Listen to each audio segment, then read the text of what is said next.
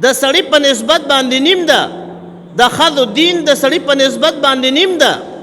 سړی کامل الدین ده او ښځه ناقصو، هغه کامله نه ده د دین په اعتبار سره، د عقل په اعتبار سره ښځه کامله نه ده. ګورئ ولې تاسو ته زه یو بیان کم.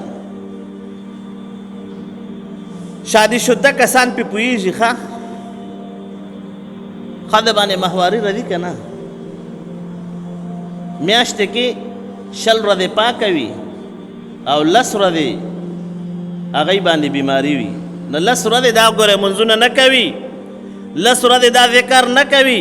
اگر چې ذکر کولی شي ښه جنوب سړی او حایضه ښځه دا ذکر کولی شي په حالت د جنابت کې.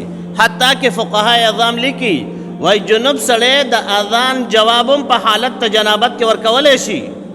یو مؤذن د اذان کوي او دغه ټیم کې بار یو سړی جنوب ده او دا د اذان جواب ورکول غواړي، نو دا په حالت د جنابت کې د اذان جواب ورکولی شي. فتاوی دیوبند لیکلی دي دا. نو دغه ټیم کې دی ذکر اذکار کولی شي، خو په دې شرط سره چې دغه ذکر او اذکار د قرآن شریف آیت مبارک نه وي. نو ګوره قرآن شریف نشي ویلی، مز نشي کولی، روژه نشي نیولی، او سړی خو الحمدلله هر وخت روژې نیوی شي، هر وخت منځونه کوی شي، هر وخت ذکرونه کوی شي.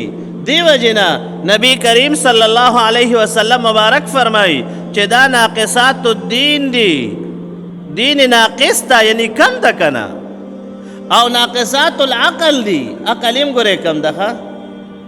دی وجې نه قرآن پاک کې الله پاک جل شانه فرمایي ته چې په یو څیز باندې ګواه جوړوي نو هغه به سړی یو وي، او که ښځې در سره وي نو ښځې به د یو سړي په دې باندې 2 جوړوي. ولې که چېرته د دې ښځې نه دا ګواهي هېره شي نو بله ښځه به ورته یاره کړي چې لږه پلانۍ خبره داسې ده، فتذکر احداهما الاخرى. نو دې وجې نه میراث کې هم ګورئ للذکر مثل حظ الانثیین قرآن شریف کې راغلی دي. ښځې ته به یو سړی د پلارې فرض که یو کس ته پلارې مړ شو او فرض که 4 جریبه ځمکه ترې نه پاتې شوه، 4 جریبه، خو ده په وارثانو کې یو زوی پاتې ده او 2 لوڼه، نو دا به څنګه تقسیموي؟ 2 جریبه به زوی والي، یو جریب به لور والي.